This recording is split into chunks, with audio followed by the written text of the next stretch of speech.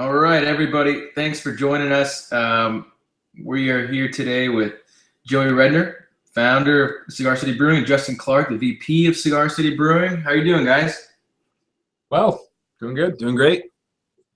We're gonna discuss today a very important issue right now in Florida, as we try and grow the industry here in Florida. The legislative session and the bills that are kind of affecting craft beer and why it's such a big deal. Why it's, in my opinion, about more than beer. We're talking about, and this is going to sound really cheesy, but the craft brewing industry is so close to what America was founded on, small business and the principles of, hands-on neighborhood work and culture, that it's a shame that we have to deal with this.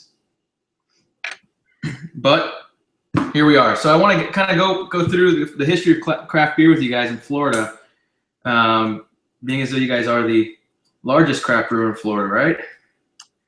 I'm not 100% sure. I think we're definitely up there, though. Well, technically, we're very far away now, because now Yuengling is the #1 in the country. We got Yuengling. We're a little bit behind them. Yeah, a little bit. Projections next year, though, we will probably still be a little bit behind them. We're closing the gap. We are closing the gap. I forgot Yuengling. We will. That's it. So okay, we're slowly but surely, the tortoise and the hare. David and Goliath. They do have like 120+ year head start on us. So that's. What do you know when they actually came to Florida, though? Because didn't they start up in Pennsylvania or something? They did. Let's see. They came here in the late '90s, maybe. When the Stroh's plant shut down, I know it stayed down for a couple years. Then Yuengling bought it and brought everybody back in, and they started up again. But I don't know the actual date. But I think they're actually brewing more here than they are in Pennsylvania now. No, yeah, I didn't realize that. That's pretty cool. It's a huge facility, and they just added on to it. Yeah. I saw that article came out that #1. It's pretty impressive that it's just down the street there in Tampa. We got that industry there. And it's incredible, too, the amount of breweries that have started to grow since Yuengling came, you're saying late '90s. Just in the last 5 years, do you guys in Tampa, you have any figure on how many breweries have opened just in the last 5, 6, 7 years in Tampa? In that area, St. Pete, Dunedin. Oh, if you count the whole bear, what, 30? I think we're at like 37 now, and in the last 5 years, we just turned 6, and before us was Saint Somewhere, Tampa Bay Brewing Company, Dunedin. 7 to 10, so somewhere in the neighborhood of 30. Yeah, that's incredible. And each one of those people, let's talk about you. What? I guess let's get to the heart of it. Why do you think this craft beer boom? From you guys' perspective, people always talk about it on the outside, but coming from you guys as the business owners and who I consider to be kind of the leaders in Florida, what do you think is driving this boom of craft beer nationwide, and then more specifically here in Florida? I think it's just part of the entire cultural shift to products that have a little bit more flavor, in stylistically, some of those flavors might actually offend some palates just because they don't like them. They just don't like those particular flavors. But for those that aren't offended by those flavors, they find a flavor home that they can, that they can really enjoy. And I know as a drinker, I turned 21 during the first micro beer boom. And nothing against pale lagers. There's lots of people who like them. And if you do, more power to you. I don't have a problem with if you like a beer, enjoy your beer. But for me personally, I wasn't satisfied with what I could get, and I wasn't satisfied with the beer I could readily get for, really, gosh, until in the last 5, 6 years, there's started to be where you can consistently find craft beer. I remember I used to have to beg my friends, oh, we're going out on Friday night. Will you guys please come to this bar that you hate and you don't like, and there's never any good-looking women there, but I know I can get a craft beer or two before we start, and then you can take me to where the ladies are and I can't get anything I enjoy drinking. And I used to beg people, but now you can find a craft beer just about anywhere. So that's been a big sea change, and I think, again, that's part of the cultural thing. You're always going to have 20, 25% of the population that isn't happy with the thing that satisfies the other 80-85%. And I think you're just seeing that. You're seeing it in food. You're seeing it, just that also plays into the local thing. People want to support businesses that they know are in their area because they, I think more people increasingly understand the power of keeping your dollars local and how that impact magnifies the effect. If you're going to have a beer and you can buy that beer from someone who made that beer locally, it's going to have more of an impact than if those dollars eventually head out of the state or even out of the country. Yeah, I mean, and to expound on what Joey said, I think, our beer, our brewery, our employees are telling a story. With the other breweries that aren't local in this craft beer boom, there's no story about the liquid or the company. It's what you're doing while you're enjoying it. You're with hot girls at the beach, or your mass consumption, all that. And our flavor that we put into the beer is telling the story. The packaging is telling the story, not what you're enjoying while having the beer. I think all plays into it. It's about the beer first, typically, with craft, and the lifestyle and everything that goes into it secondarily. Yeah, and I think you hit on something too. It's not just craft beer right now. It's people are kind of shifting towards this idea with everything. I mean, the coffee, bread, everything. The growth of farmers markets again. The growth of butcher shops are coming up again, and bakers. And the whole idea of going local is something that people are going into a lot more. I think craft beer is a perfect way to embody that. A lot of people are even growing their own ingredients now to the extent they can in their climate. And I think it's important, and I think it's something that maybe the legislature, and I will talk about in a little few, it isn't really understanding. Either they're not understanding or they're choosing to ignore, because it's such an important thing to our economy. And you can see it in other states that have been accepting of craft beer, North Carolina being one of them. The economy is booming. I mean, Wicked Weed is the #2 tourist attraction in North Carolina, in Asheville right now. And that's an exciting thing that I think government should be inviting to. So we'll get into that in a little bit, but you guys opened up about 6 years ago now, and I think you kind of alluded to the reason why, but is that the reason why you opened up? You were craving that kind of community and that kind of flavor out of your beers that you're getting from other places and not here? Yeah, I mean, that very much played into it. I didn't set out to open a brewery. I set out to work at a brewery, and I kept hearing rumors about someone, opening a brewery, and it just never happened. My business plan kind of grew out of asking the question, why isn't it happening? Is the equipment too expensive? Can we not consistently get the ingredients that we need? Why can't it happen? And it's kind of a scary thing when you ask a question, and the answer that you come up with is that you can do it, but yet no one's doing it. It's almost like, if you're taking a test and there's 100 people in the room and you're the only one that gets that answer and 99 other people come up with a different answer, you're like, what's wrong with me? How could I have come to this conclusion?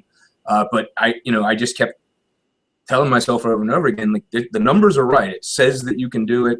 I'd worked in the industry, so I saw that there was pull through. I still wasn't sure who that consumer was, but I saw the beer going off the shelves. So I knew it was there. I knew personally that I had a demand for those beers.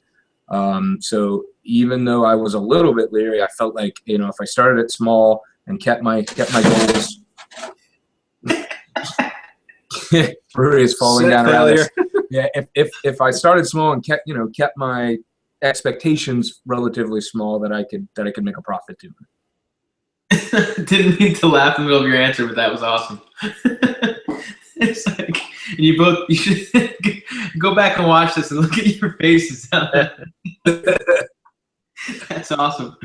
So Joey, did you start it like on your own? Did you have people that were with you when you started the brewery? It was me and my dad. My dad mostly from a financial side, and me doing all of the work. We didn't have any investors. We couldn't have gotten investors or money.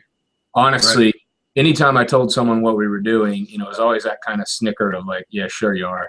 Sure you're opening a brewery. And then if they would think one step on that, they would be like, oh, well, didn't hops do that and they went out of business? And I tried to explain that we were kind of doing a different approach than that. But That's incredible, because nowadays people are, and you hear it, people are trying to figure out how to invest in a brewery. It's pretty incredible how quick the change in perspective on this has become. And Justin, when did you get involved with the brewery? Actually, employment here, I'm coming up on almost 5 years. In a couple months, I'll get my 5-year anniversary. But before that, I was working for a small craft beer wholesaler, and I was so excited of something like Cigar City opening in the area. I would get done with my route, and I would be by here volunteering and helping out.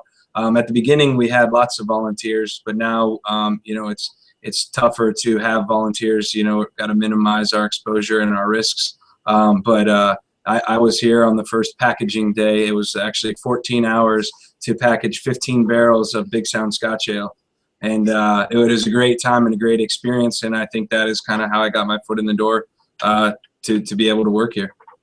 For people's perspective, how long would it take you now to package that same amount of beer? Oh, God.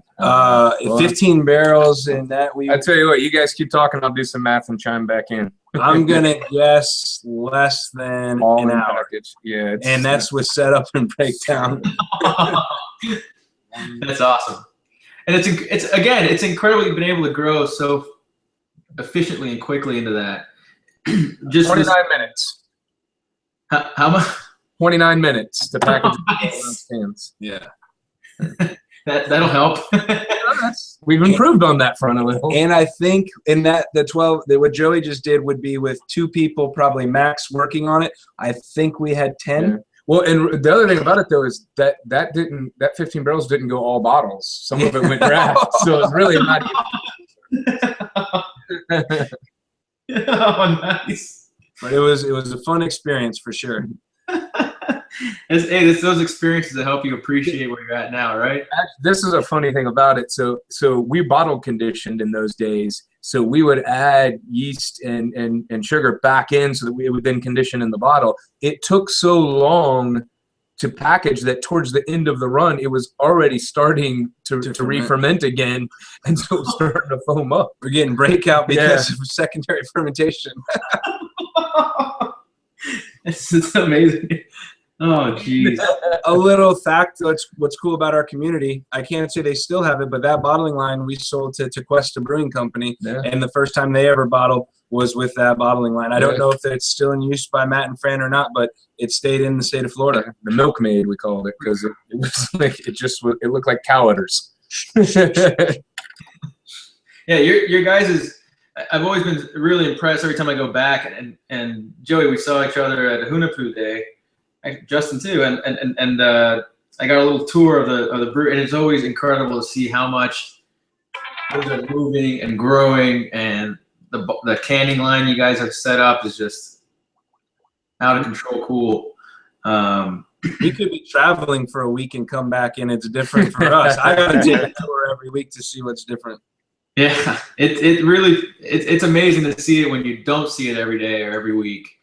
Wow, just out of control. One of the big things that this may be more of a local issue.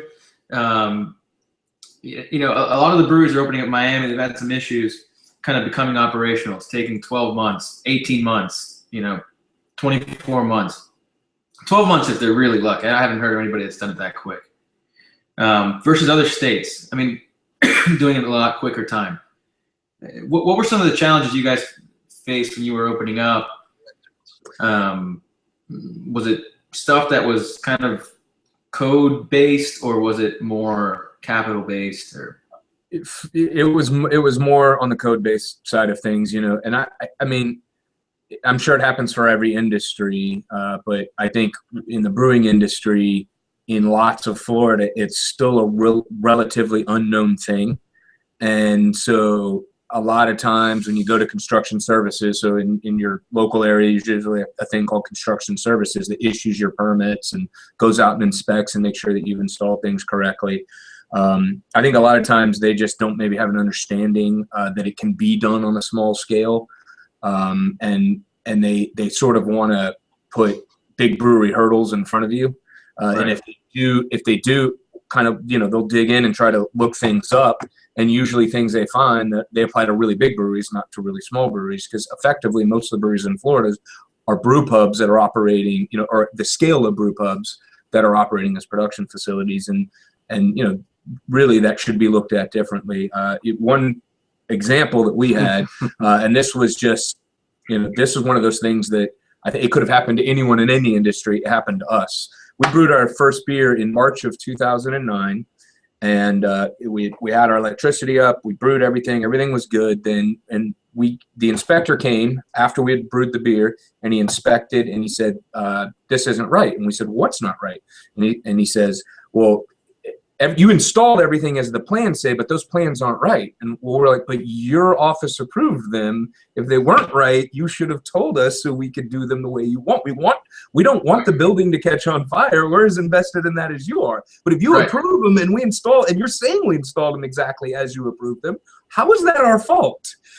Haven't you made a mistake?" So literally, he went back and argued with his boss to not allow the plans to go through for 2 months. 2 months, we laid all the money out. The investment is all out there. The beer's been brewed. It's in the tank. Luckily, we had a cold snap, so that by the time the beer fermented out, it actually just everything flocked out, and we didn't lose the batch. But we very well could have.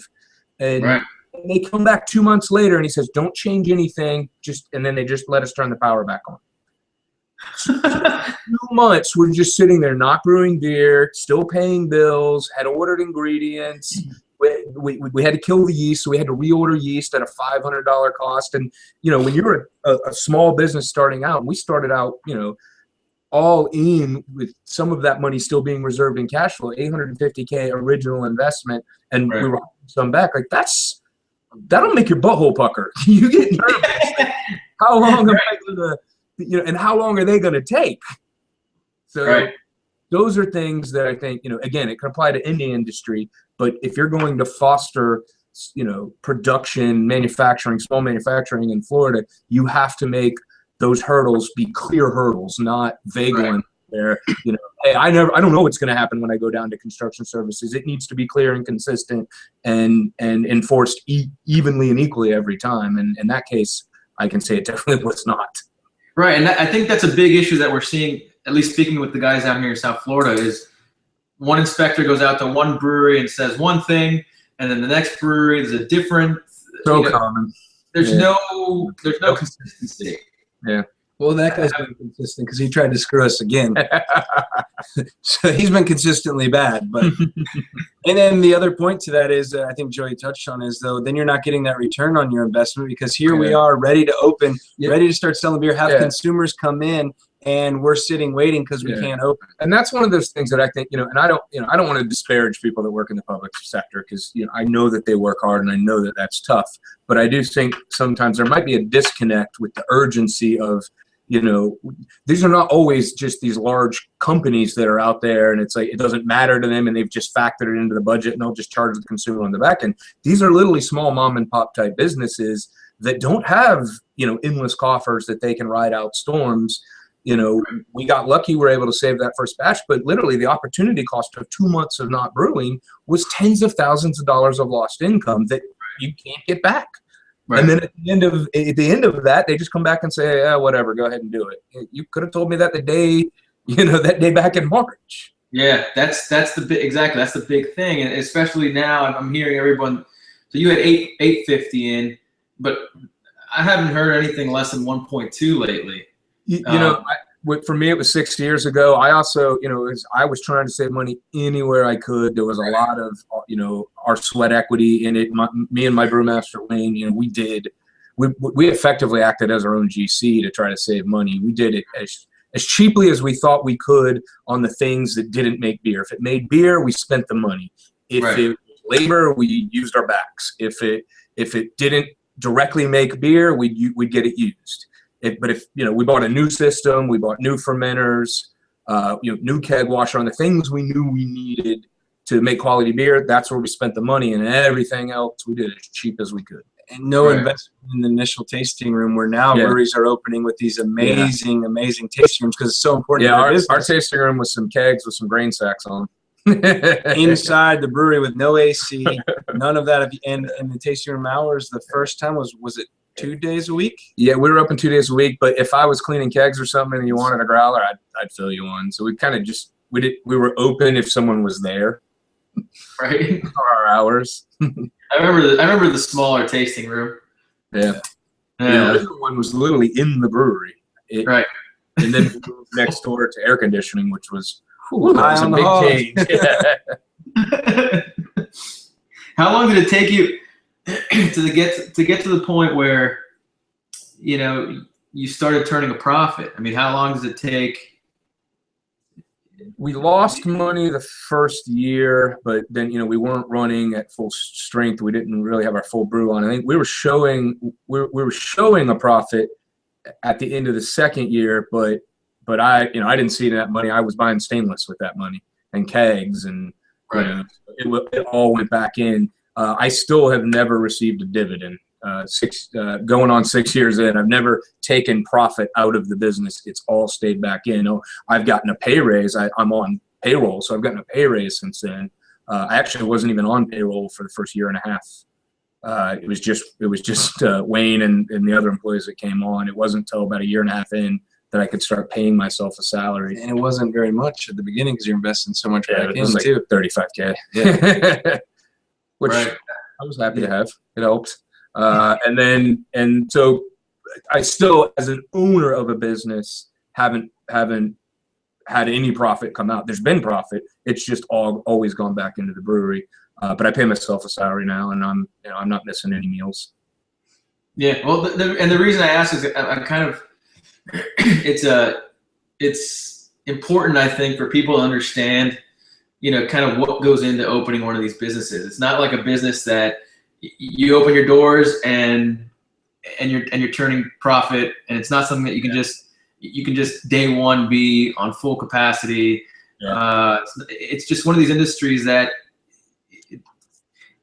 should definitely not be receiving all the roadblocks it's receiving, and if anything, should be receiving a little bit of assistance. Yeah. And you know, it's a balancing act too, because obviously the more money you put into it, the better system, the more beer you can make going out, the more profit you can get back, but the longer it's going to take to get your profit back. On the other hand, the smaller you go, the more low tech you go, the less output you're going to be able to have to recoup what investment you do. So there's that balancing act. And there is, I think, a sweet spot. We had to make a very conscious decision once we got up around 10,000 barrels. Because if you're trying to go much past that, you've got to really commit. Because your cooperage cost alone will cost what it could to be to start a brewery, just in kegs. So you have to really make that decision to go way past it. Because honestly, as an owner of the business, I could be having a much more comfortable life and pulling more money out if we were a 15,000 barrel a year brewery and I stopped growing. Because the profitability of that would be a lot better than trying to feed the beast that is a larger production facility. But I made a conscious decision. I think a lot of it was at the time, you know, I'd always pined for those breweries out of state that, you know, were kind of the ubiquitous breweries that are associated with their states. And we didn't really have a lot of those in Florida. And, you know, I felt like, you know, the consumer was saying, hey, we would like you to be one of those. And so, you know, we embraced it. But you have to make a conscious decision because it changes the business plan drastically from what it was when we started to what it is today if you make the decision to produce a lot of beer. Because it's almost two different businesses, being a sub 10,000 barrel brewery and being, you know, much above 15, 20,000. Yeah, that makes sense. I mean, but the difficult part is, and correct me if I'm wrong, it's probably just getting to that point where you got to make the decision in the first place. Yeah, but it's still it's difficult. But when you get to that point, I guess what I'm trying to say is nothing gets easier, because when you get to that point, there's still tons of tough decisions to be made. Because I've seen a lot of people sort of choose the other decision, and I'll be sometimes I'm honest, I'm a little bit jealous because I would have a lot less stress in my life. I'd have a lot less hanging over my head. You know, I'd be living pretty high on the hog in a very low stress environment if we were at 10,000, 12,000 year brewery, barrel a year. But you know, I'm certainly not complaining about where I am. You guys are doing pretty well. What were some of the other hurdles you guys noticed coming up the first few years? Maybe less on a internal business decision hurdles, but more. Was there any other outside of factors kind of that may have been outdated hurdles, unnecessary hurdles to growth, to opening? I'll let you expand on it a little more, but because I think you'll have even more insights. But one thing I learned is, one thing I learned with distributors, they're really good at putting beer everywhere, and that's not necessarily good for craft beer. We really had to learn to work with our distributors to say, we appreciate your enthusiasm, but putting that beer in account C isn't as good as selling a little more beer at account A or account B, because maybe at account C it's not going to be valued. It's going to sit there. It's going to go out of date, and that doesn't do anyone any favors. I think that's something that it just never occurred to me.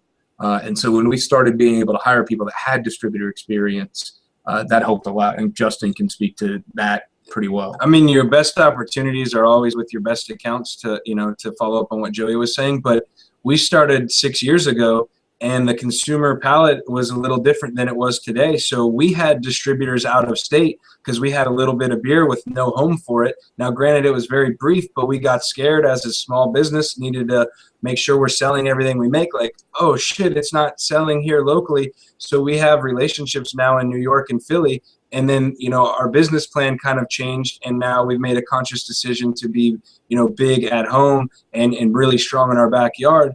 But we had beer that it was aggressive and people weren't quite ready for it. So we had relationships going out of state, and that was a hurdle because obviously we'd love to sell it all here. But by selling beer out of state, that helped people hear of Cigar City Brewing. We had beer in New York and Philly before all of Florida was wrapped up, and those people would come down for spring training, and we're a tourism state, so, and everybody seems to have a grandma or an aunt who's now lives in Florida, so they'd be like, man, I'm in New York City and I have your beer and I come down here and can't find it.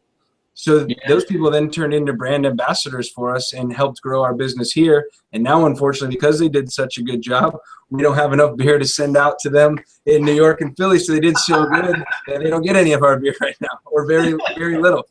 They screwed themselves. Yeah. Flights to Florida are cheap from New York. Yeah. I think Bob from St. Summer was telling me that too, that he was sending beer to Philly, even over to Europe before he was able to get it out through Florida, which is pretty. Anytime you have a more mature market, you're going to be able to your beer is going to be able to resonate in those more mature markets than it is in a less mature market. But Florida really has come a long way. And then as a brewery, we've come a long way too. We did a lot of things that were not ideal. It kind of goes back to that mentality of, save as much money as you can and try to stretch the budget as much as you can. But there's certain areas where you just can't do it. We had to invest a lot of money sort of to kind of back fix things that weren't right. In our lab and in QA/QC and in our packaging equipment, because when you're growing that fast and you're cranking beer out that much, you can't always guarantee, unless you can quantitatively test that beer and know at a microbial level, at a data analysis level, that what you think you did is what you did, especially when you're doing it, when you're really cranking out a lot of beer. So that was something that we had to learn internally. We really needed to step our game up in the lab department, QA/QC, and that became a huge focus probably 2012, 2013, to the point where we really kind of slowed down a little bit so that we could get those things in place to do it right. Because you invest so much time and effort into making beer that you think is great and that you love to drink, but if you don't quantify that you actually did what you thought you did, and if you don't package it well, then it's all for naught, and you might as well not even have done it. And when you're a young business and we've had such success in selling everything we make, it's a tough decision to go, do I invest $60,000 in some lab equipment and protect your investment, or that $60,000 could mean we could double our capacity and sell it all. And I think that goes to the bit, people talk about competition in our industry. And right now we're in the mindset that the biggest competition right now is quality. It's somebody making bad beer right now, not somebody making great beer, because they're just going to grow the market share. So the investment that Joey made for us in the lab and continues to quantify that data is such an important piece of the business, but it doesn't help you make any more beer. It helps protect your investment, and it helps make sure you got that one chance to make a first impression. So you want it to be awesome every time, but that doesn't make you any more beer. So Right. we're lucky to work for a guy that realizes how important that is, because people that are coming into the business now, if they have to answer to somebody else, they might make the decision to just be making more beer and not protecting what they've got. Yeah, I think the mindset, if you have a brewery, I mean, you're not trying to sell beer today. You're trying to sell beer for decades. And it's not sustainable to make bad beer, because eventually, we have a much more educated consumer base than we've ever had in the beer industry in any time in its history, bar none. And so if you make bad beer, people are going to know, and it's going to get out, and you're just not going to be able to just throw it out there and say, trust me, it's good. It has to be good, and it has to be quantifiably good. And it increases tenfold when you put it into a package. You can have some flawed beer that is draft only, that's kept refrigerated. It might not rear its ugly head, and no one would know. But you start putting that in a package, and then the bar goes way. I mean, the bar goes from here to above the. I mean, it's almost like a different business, being a packaging brewery versus being a draft only brewery or a brew pub. It's almost two different things, and it takes a different skill set. That makes all of that stuff was every single follow-up question I could think of. This is rare for me to be kind of completely quiet. You guys answered every single follow-up, so good job. I kind of want to transition from there into the impact on your local economy in Tampa and in the Bay Area and Florida in general, because like you were saying before, you used to go to a bar even just 3 years ago, and the only thing they would have on that was considered craft was maybe the Yingling and probably a Sierra Nevada Pale Ale, and that was almost it down here.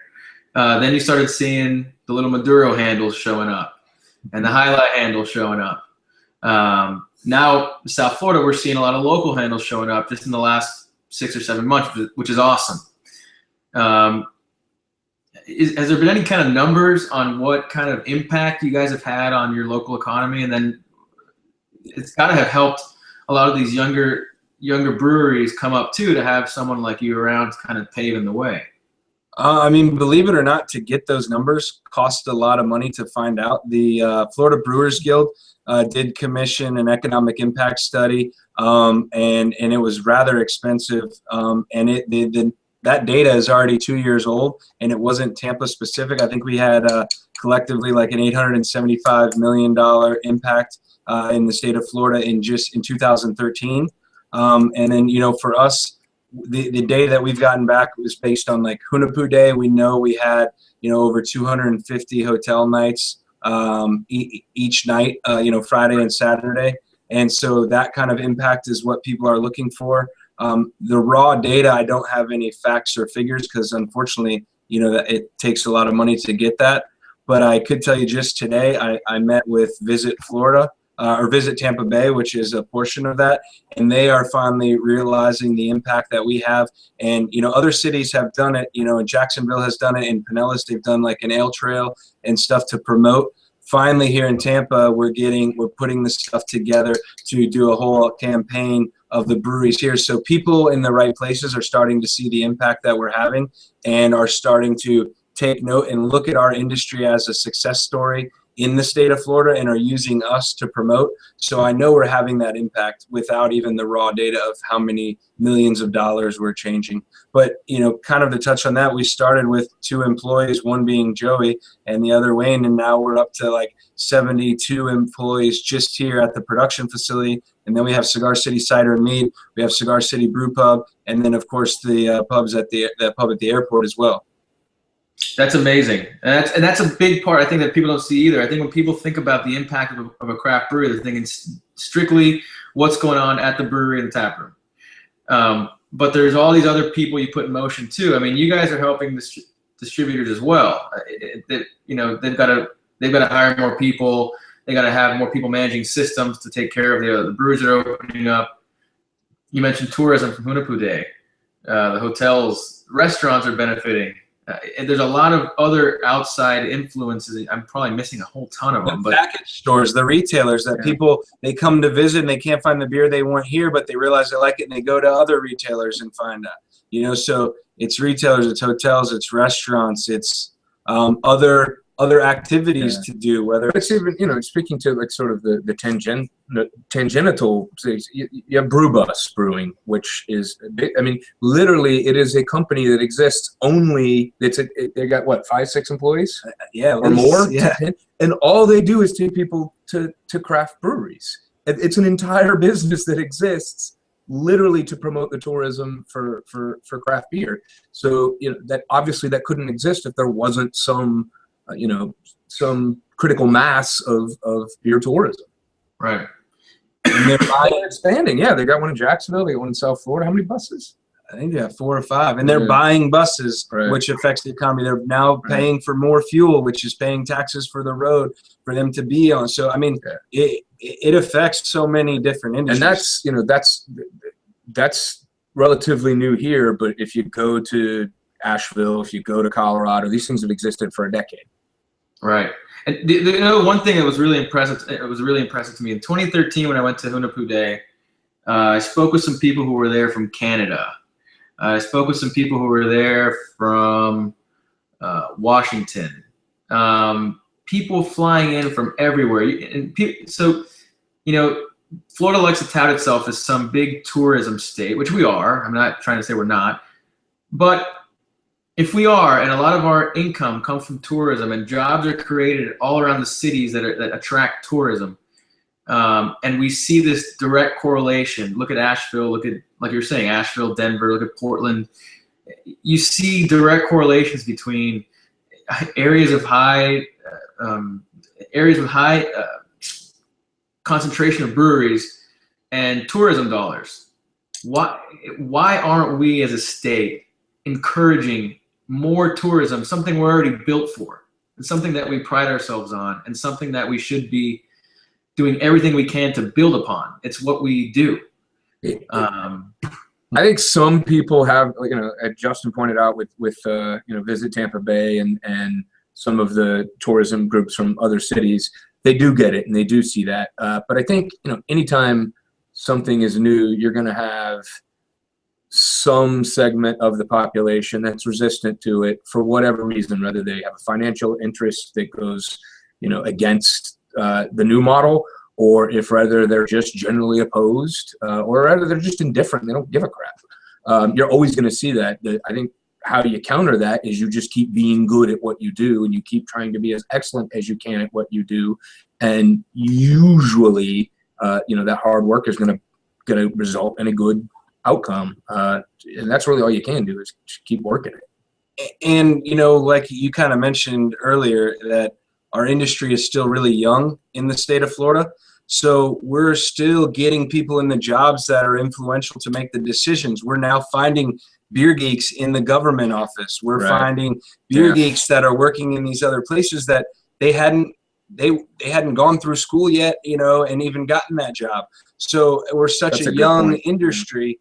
We're really like, we've been successful, so we want to see it happen now or whatever. You know, we're kind of in this now generation, but really 5-6 years isn't that much time. Of course, when we're living it, we want it to happen like this because it makes so much sense to us.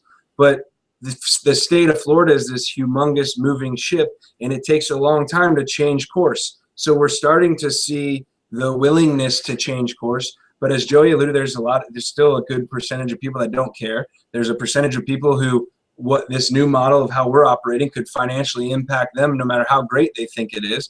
And there's the other diehards. So we're just converting more and more people every day. And I think we'll get some momentum. You know, we're already starting to see it, but it's going to take some time. Something, that time thing that puts in perspective, Justin mentioned, you know, sort of people kind of getting out into their professional lives and being fans of craft beer, where maybe 10 years ago you didn't have a lot of fans of craft beer that might be in positions of power or influence.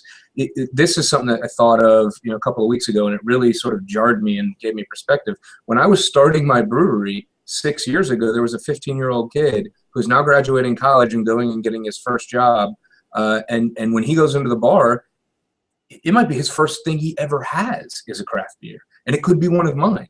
That really sort of jarred me. And when you know, in the next 5 or 10 years, when those people start sort of ascending up the corporate ladder and up the ladder of government and you know, getting into their professional lives, I think you'll see more rapid change, because these are going to be people that are comfortable with craft beer as a model, and they've been there and seen the impact that breweries have. So when that starts to happen, you'll see an accelerated acceptance of craft beer and the tourism impact that it has.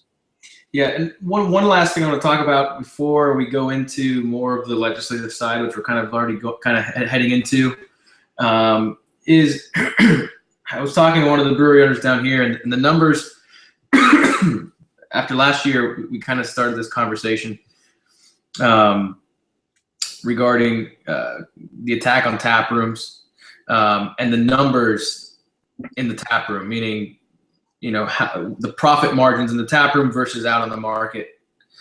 Can you guys speak a little bit to that? Because I think that's an important distinction people need to understand. It's a real distinction.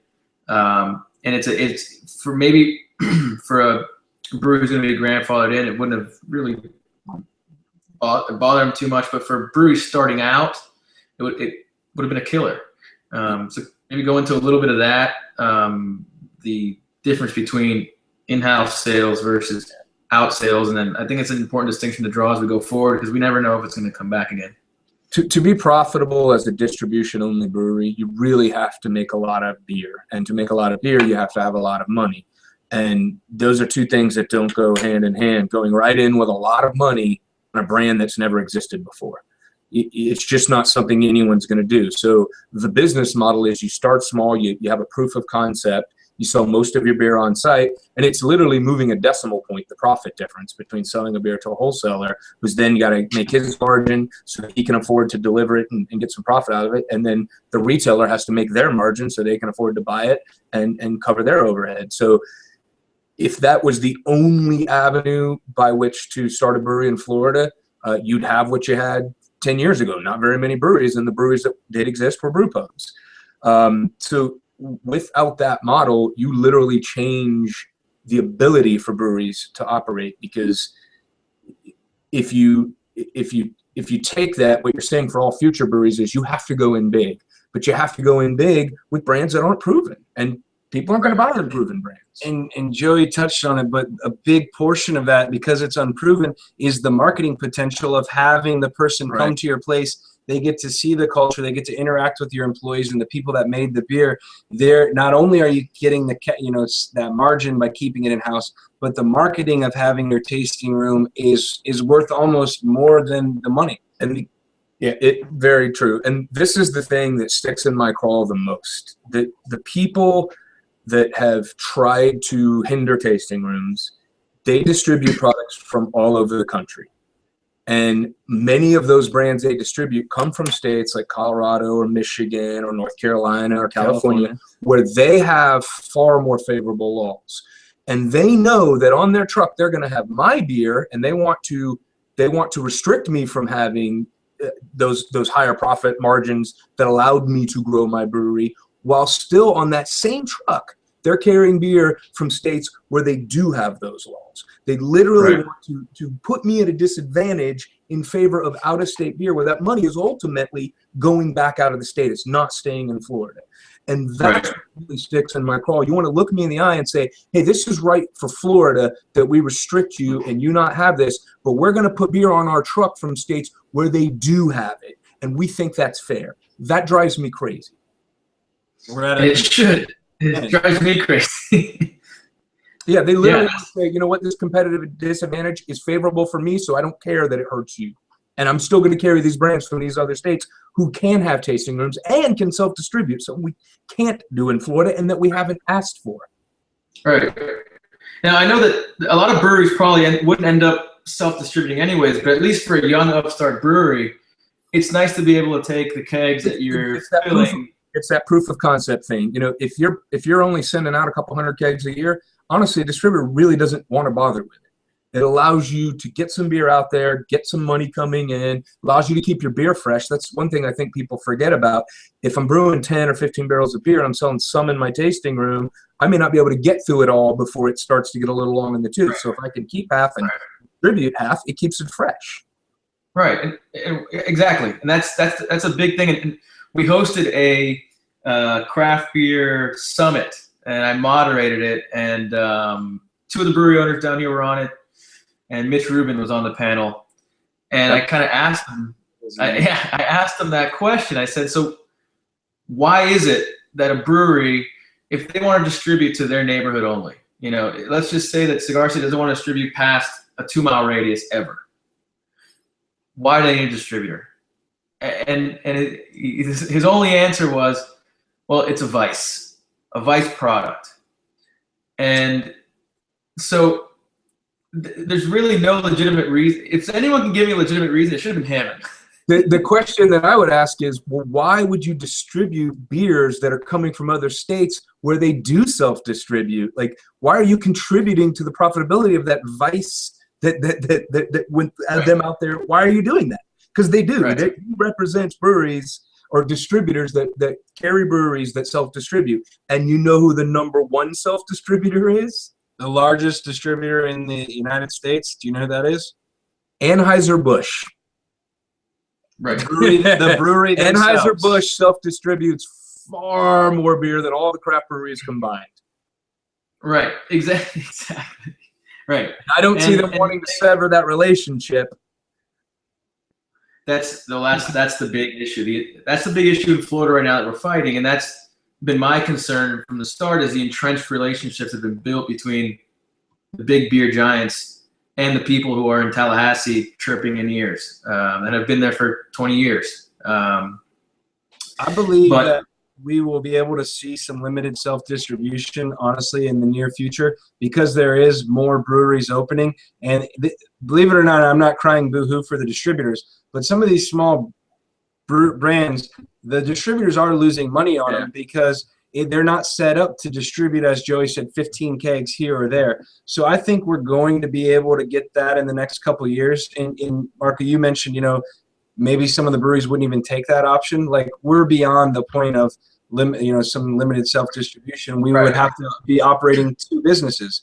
But for the upstart, it would sure be nice. Where they're drawing the line in the sand for sure is on any kind of franchise reform. I don't know when we'll see any of that, but I'm pretty optimistic in the next few years we could see some form of limited self-distribution, because it's almost better for them not to have to deal with it. And I think Joey mentioned you got proof of concept in there. Hey, look, I can show you that in this 2-mile radius, I'm distributing everything I make, but it's just becoming too much. Mr. Distributor, please take my brand. And then that person has an asset that they can sell to the distributor. Just like if distributor A sold our brand rights to distributor B, they're profiting in that. So if I'm the self-distributor and can show my numbers, well, here's the value of these brand rights, and the distributor will write them a check, and they can invest that in to more stainless to make more beer, because hopefully the distributors, you know, there are a lot of good operators in the state. They can help you grow your brand, and since they're going to grow it, you take that money and invest in your business, and it's a win-win for everybody. And I mean, honestly, we're not where we are today without a good distributor. So there's huge advantages to being partnered with a distributor that does a good job. The problem is for the little guys who maybe never intend to get that big, or they're not set up to get that big, for them to go into and, you know, to be a tiny spoke in a big wheel is difficult. Yeah, we're pro 3-tier for sure, because we can't get to every retail outlet in the, you know, and by their delivery times and everything. I just would like to have a choice. You know, maybe it's not mandated. Right. And I think that's the big distinction. At least that's a sticking point for me. Excuse me, I'm coming off of a sinus infection. The big sticking point for me is mandating a system that penalizes business because it's smaller. For you guys, like you said, it would be almost an impossibility for you to set up a distribution channel right now, company right now, and start doing it on your own. And it wouldn't make any sense for you. But I would lose a lot of money if I tried.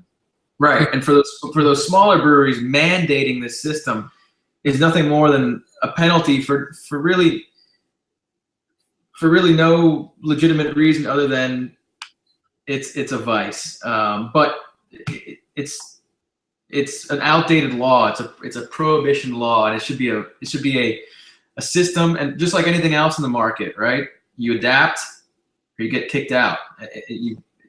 Things can't just be the way they are because they've been the way they are. If it doesn't, it's important to remember though that the dinosaurs eventually died, but they're really freaking big. So it's not like right. it's not like they were easy to push over. It took a bigger impact, a meteor.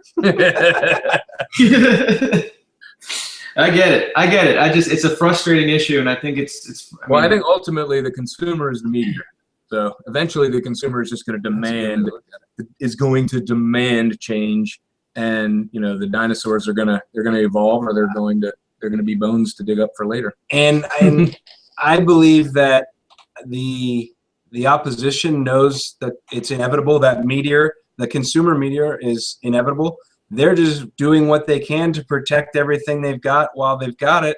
And if they get one less year, or one more year of this extra regulation, then they've won and protected their interests. And the really smart distributors are doing the holding pattern, but they're also investing in craft beer and the growth of it in the future. They're covering both of their bets. Yes, very much so. It's a funny world we live in. I tip my hat. That's smart. Yeah, that's the thing.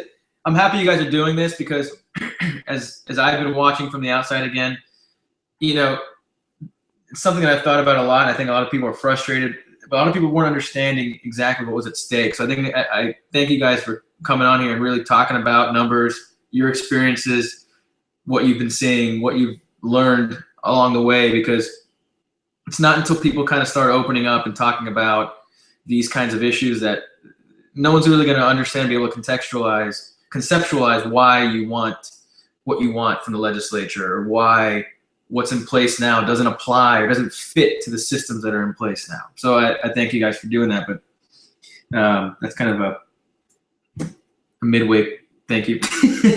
And something else so we had Anheuser-Busch, we had the tourism exception. That was a big issue last year. Self-distribution, Anheuser-Busch, tourism exception, Anheuser-Busch. Can you guys go into that a little bit? That was a big question at that craft beer summit, and I think it might be something that could help people understand kind of what was going on. You want me to talk about the Anheuser-Busch exception specifically? Yeah, I mean, it came up a lot. A lot of people had questions about that kind of exception, and so is there? Yeah, back in the 60s, I don't know, 60. It was before Busch Gardens was even open. It was when it was just a sanctuary. Back then we had the 3-tier system. It was a very rigid separation between the tiers, and you couldn't have any blurring of those tiers. But Budweiser wanted to be able to sell beer on premise, and they were a brewery, so they couldn't have a vendor's license. So they got an exception in the law that said, if you promote the tourism industry and the brewing industry in the state of Florida, and that you had such other structures that did so, that you could be issued, that the division, which is the Department of Business and Professional Regulation, could issue a vendor's license. So that law was pretty much only used by Budweiser until Michael Bryant from Dunedin said, well, wait a second, I fit that. And he walked down and he explained why he fit that. He explained that there is such thing as beer tourism. He said, well, I travel and I go to breweries, and I'm clearly promoting the brewing industry because, hey, I'm a brewery and I'm promoting the fact that this is a brewery. So he said, I want my vendor's license, and they gave it to him. And that kind of was a game changer. Orlando Brewing followed after that. And when I worked for Dunedin and I saw the impact that it had, that they could sell their beer that they made on site and not have to sell it to a distributor. Because for a while, Dunedin did that. They made their beer, they sold it to a distributor, and the distributor drove it to their warehouse, turned around and drove it back and sold it to them for a 30% markup, which is nice for the distributor. So they stopped doing that, and I just saw a change in that business. I saw how much more cash flow they had and how much more profitable it was. And I was like, man, if you're going to open a brewery, that's how you have to do it. And I just always knew when I opened that I was going to try to have some small tasting room. And honestly, I never thought that we could be as successful as Dunedin Brewery. It's a brewery that's been around for a really long time. It's in a town, and they're really integrated in that town of Dunedin. But I just thought it'd be nice if someone stopped by that I could sell them a growler and not have to send them somewhere else to buy the beer. So we went and basically joined the local tourism board and went down and said, hey, we want a vendor's license. And at first they said no. And we said, but this is what the law says, and this is where you've given licenses before. And they kind of hemmed and hawed and very reluctantly gave us the vendor's license. So that kind of started the wave of it. And, you know, the distributors or the people opposed to us having those, they love to call it a loophole. And I don't like the word loophole, because the way I look at it is it's a law. I either fit the criteria or I don't fit the criteria. But if I fit the criteria, I'm operating under the law. Right.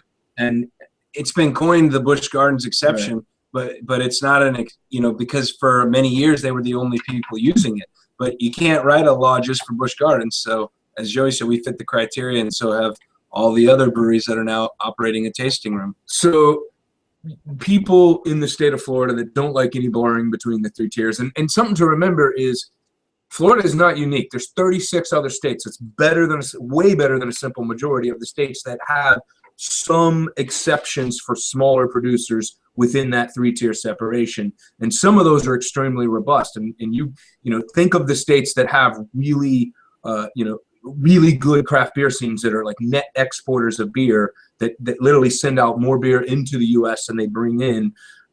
Colorado, California, Washington, Oregon, North Carolina, Michigan, they all have something in common. They have really good laws that allow for common sense exceptions to that three-tier system. Because again, if you don't have those exceptions, the barrier to entry to be profitable is like 10 million plus. It already costs $1 million, $2 million to be able to open a decent sized small brewery. You're going to put that bar all the way up to 10 million. You're not going to have any brewing industry. It's plain and simple. Right. And that was the big issue that so when I explained it at the panel and people understood it as, wait a second, they want you to sell your beer to that guy so that guy can just sell it right back to you. Have you heard any reasons other than it is what it is? That stated reasons are that because it is a regulated industry and because there are inherent dangers with alcohol consumption, and I'm not arguing that. If you overindulge in alcohol, it can cause problems. It's not even up for debate. It's a fact. But to say that it's more likely to happen if I sell the beer than if Mr. Distributor sells the beer, right. I think there's no evidence for it. It doesn't bear out. I mean, I'm regulated at the federal level, I'm regulated at the state level, and I'm regulated at the city level. It's not like I'm some guy in the back of the van saying, hey, little kid, you want to buy some beer?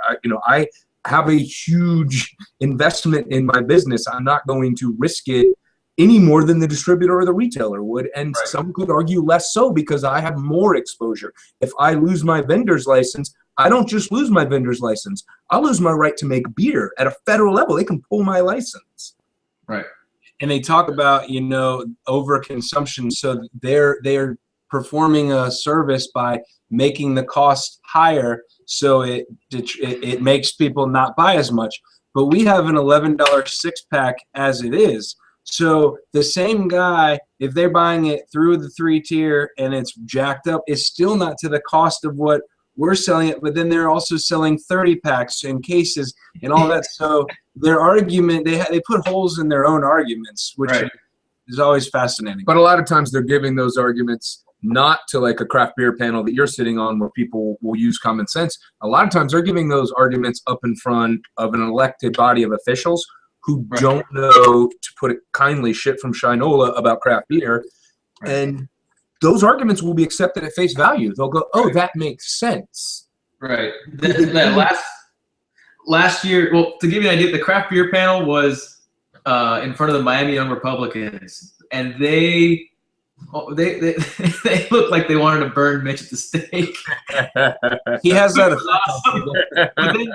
But then it pisses me off that we're doing it at the Miami Young Republicans and Republicans are running the bills through the Senate, which was just, it's mind-blowing. So I'm happy we're going to be able to expose that a little bit today, which bothers me as a registered Republican. We have some great Republicans that are in our corner as well. Right. So I think we just got to continue to keep a clear message keep the brewers saying very similar messages as well, and everybody working together. It is a funny dichotomy, though. If you look at alcohol laws, especially beer, but wine and liquor too, the most restrictive laws and the highest taxes tend to be in the South, where you have the highest concentration of elected Republicans. Right. Those funny, ironic things. Right. It is incredibly ironic.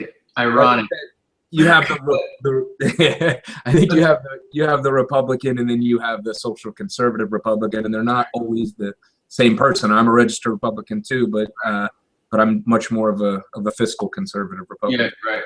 And I think the nice thing is too is we're seeing the House tends to be younger. I've spoken to a lot of the members of the House. They get it. They kind of understand it. It was really frustrating to watch the Senate hearings last year, and like you said, you've got senators in there taking fabrications at complete face value, and they've never stepped foot inside of a brewery. And they clearly don't know the industry. They're using terminology that nobody in the industry uses. Right.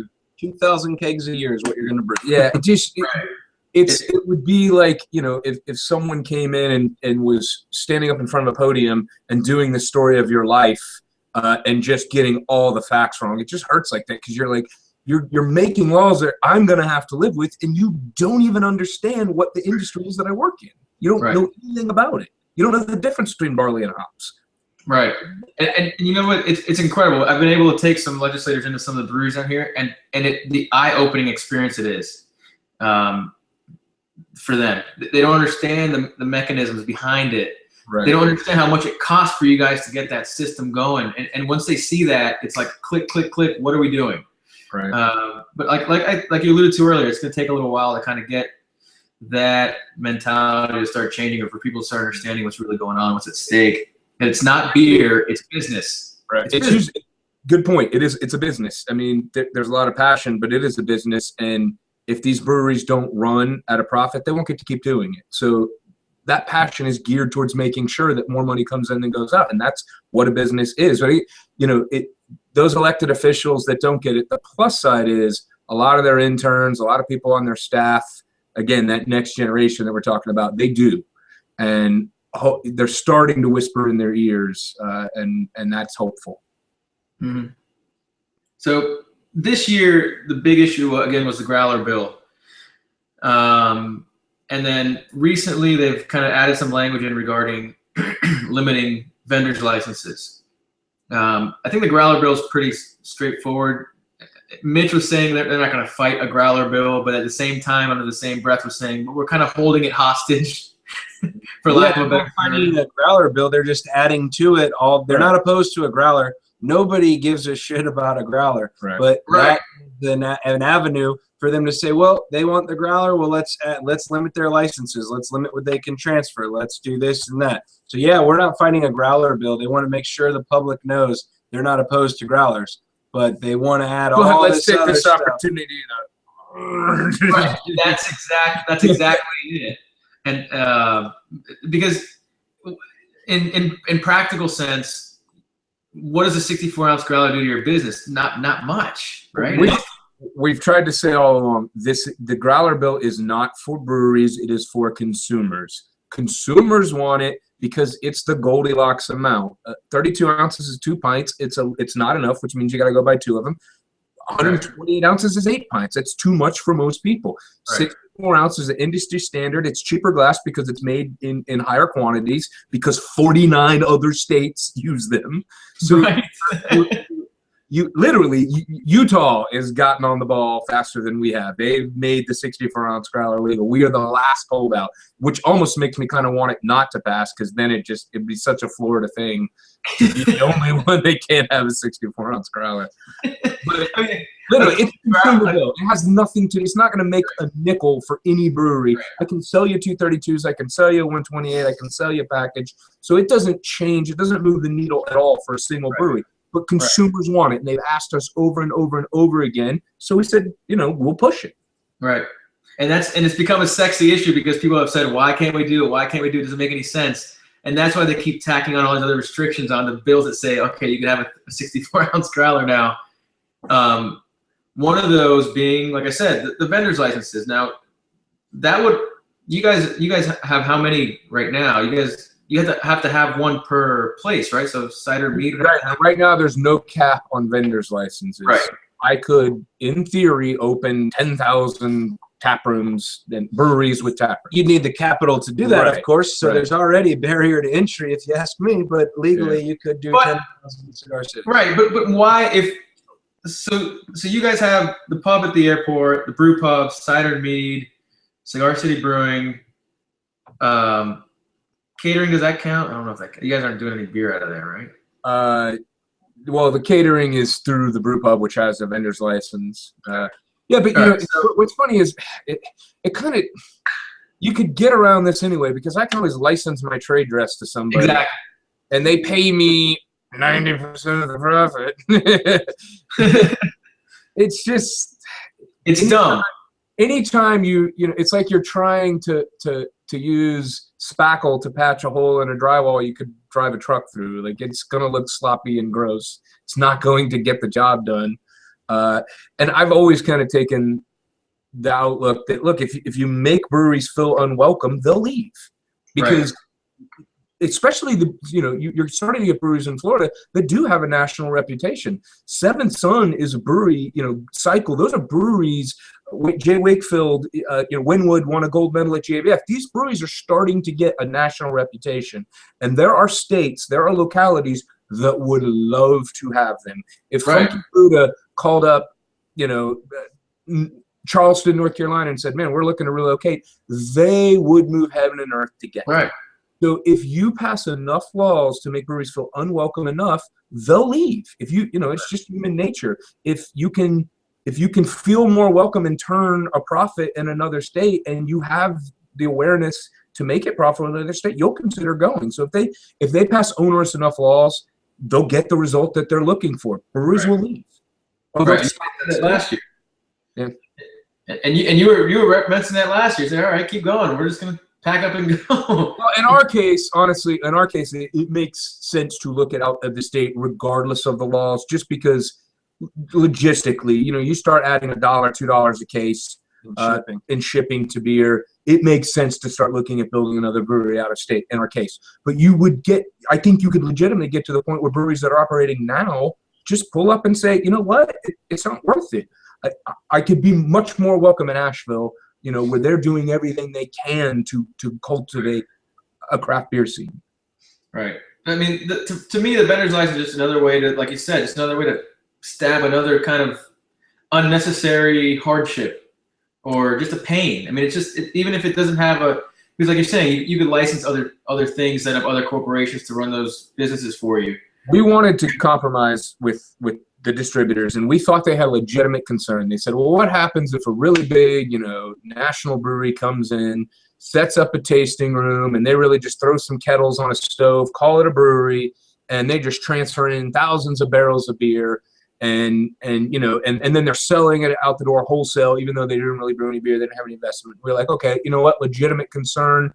It's not happening, and it could have since the 60s, but it's not. But let's just assume that it could, and let's figure out how do we legislate that away. So what the compromise we came up with was, don't limit the number of tap rooms that you can have, limit what you can transfer from one brewery to another. So let's say, for example, you own a brewery out of state and you have a brewery in Florida. You can transfer into that brewery in Florida as much as you brewed at the out-of-state brewery. So if at the out-of-state brewery, the in-state brewery. Yeah. So if at the in-state brewery you brewed 10,000 barrels, you had the investment to brew 10,000, you could transfer in 10,000 barrels. If you only brewed 1 barrel, you can only transfer in 1 barrel. Problem solved. They said, thank you for that compromise. We'll take that. We're also adding the 8 tap rooms. We're also pushing for that. And then when we get to there, they're going to ask for something else. Yeah. So when in the spirit of compromise, we gave them something we thought that would satisfy their legitimate concerns, and they took that and decided to add a cherry to the sundae and do something that they know legitimately could hurt the business model. Right. It's really frustrating. Is there any other concerns the craft beer in Florida is having with this legislative session that you guys want to address? And then I guess as a piggyback to that, we know the 64-ounce growler is something that consumers want, not necessarily a brewery. I guess, like we said, you guys, it doesn't really do much to your bottom line. As a brewery owner, I don't care. As a guy who occasionally takes home beer, I'd rather bring it home in a 64-ounce growler. It makes more sense. Right.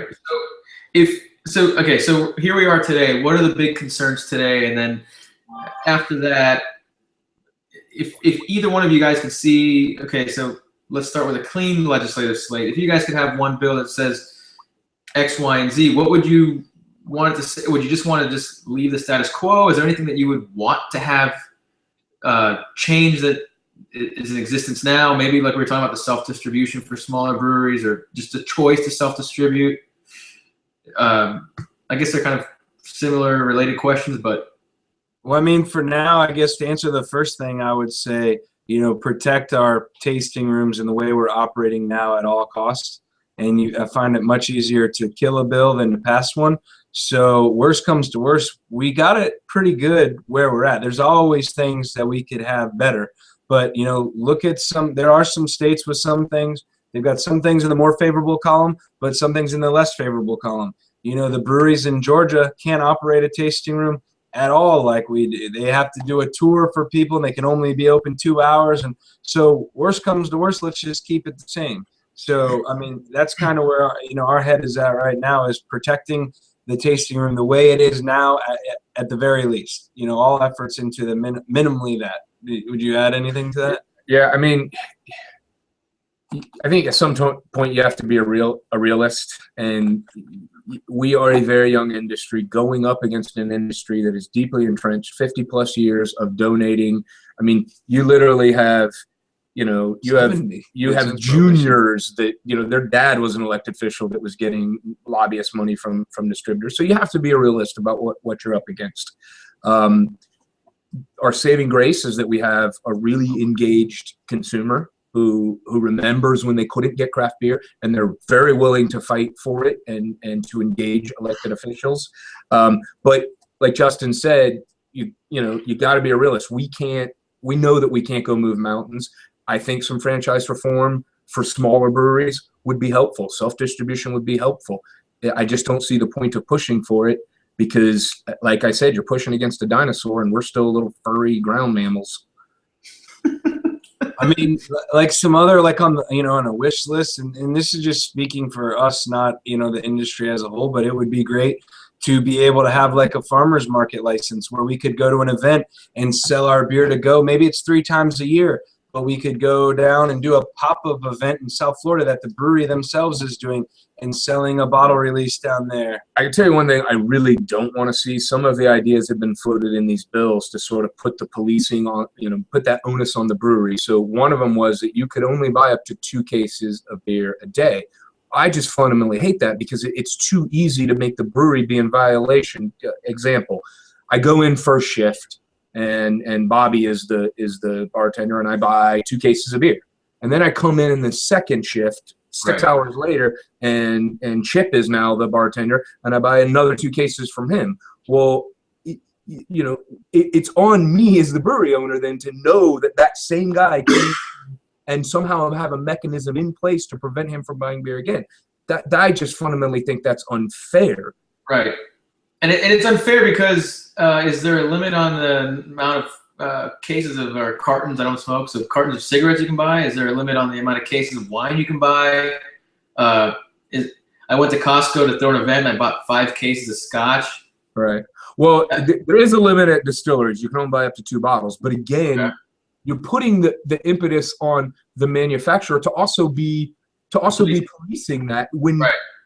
So it makes it very easy to put the business in violation. Let's say you just don't like that business and you want to do a sting. You can literally go and buy beer, come back again later after shift change, buy beer, and then call and report and say, hey, they sold me beer. They weren't supposed to do that. Easy. And then you're in violation.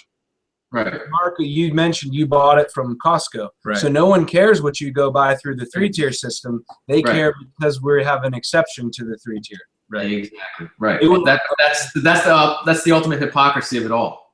If you want to be very cynical, you could take the look at say, look, they're just trying to limit our growth because what's going to happen if we continue on the arc that we have? We're going to eventually be able to be on a somewhat even footing. We're never going to be as big and as wealthy as the distributors are collectively. But if you get 15, 20, 35, 40, 50 breweries that are making good profit per year, they can start to compete on an equal playing field with you from a lobbying standpoint, from a donating to political campaign standpoint.